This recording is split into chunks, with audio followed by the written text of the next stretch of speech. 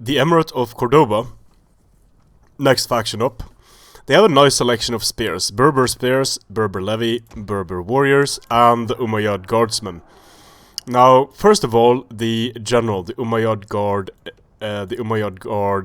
he's a very heavy melee general with a 30 bonus versus large.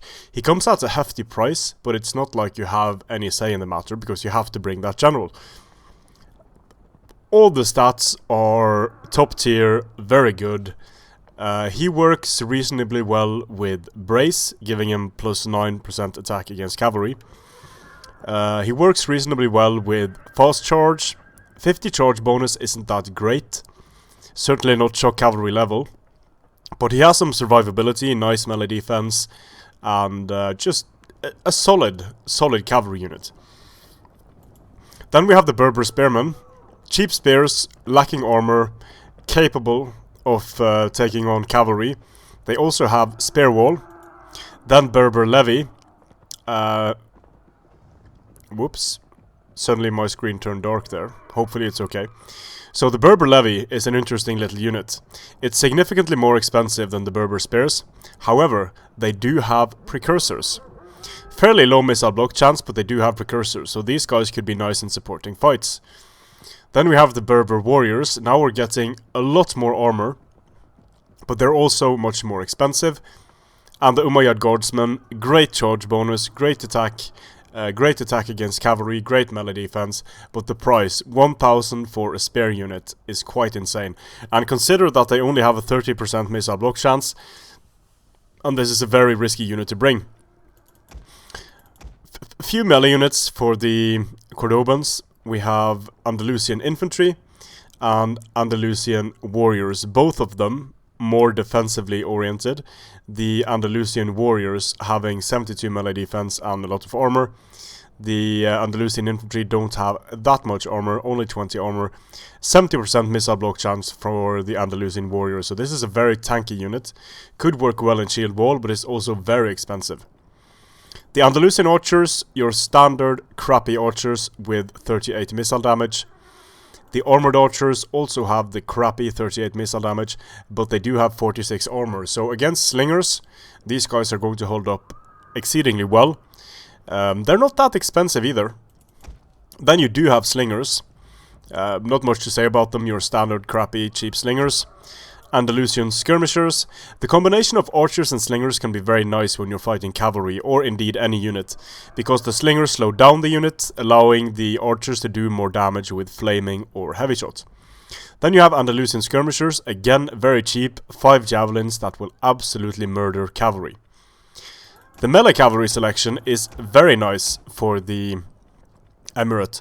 They have the Berber light cav, your standard light cav with a good charge bonus, very little armor.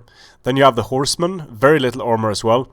You don't get that much for your price when you upgrade from Berber light cav to horsemen, but you do get a medium cav unit instead of a light cav unit.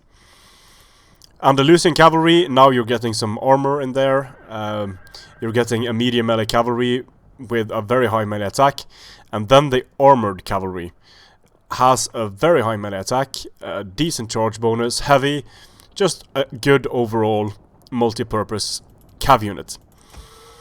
Then we have the Berber Raiders, lacking armor, 5 ammo. Don't let the low ammo value fool you. These guys can do a lot of damage to enemy cavalry, and being very light, they won't do too well against infantry, but they can be useful for rear charging and such. Then we have the Berber Jinetes, and for 50 extra, I mean, I think it's massively worth it paying 50 extra for 20 more damage on the precursors. You also get a bit more melee attack, but you're only looking at 9 melee damage for each of these units, so it doesn't matter really. But that 20 extra damage on the javelins for 50 extra, I think that's very much worth it. And both of these units have Parthian shot, both of them are resistant to fatigue. So with the Emirate of Cordoba, you're going to be looking at a faction that has a variety of skirmishers. that's going to need to do damage with those skirmishers, that has a nice selection of melee and skirmish cavalry, but this is a faction that doesn't really excel in any category. They are a fairly balanced faction, but their infantry is going to struggle against the infantry specific factions. Their archers are not as good as, say, the Avar archers. Their melee cavalry is decent, but it's not like it's going to struggle against shock cav. So with Cordoba, you need to use your army as a whole. You need to use them as you need to use the units to support each other really well. So I'm obviously not going to play a battle against the AI artillery camping here. Just going to show the units on the battlefield. And of course, I'm going to run tests with these units. I'm going to play battles with them. But that's for another time. This is just to show a short preview of the faction and talk a bit about it. So here's the general, the Umayyad Guard, nice looking fellow.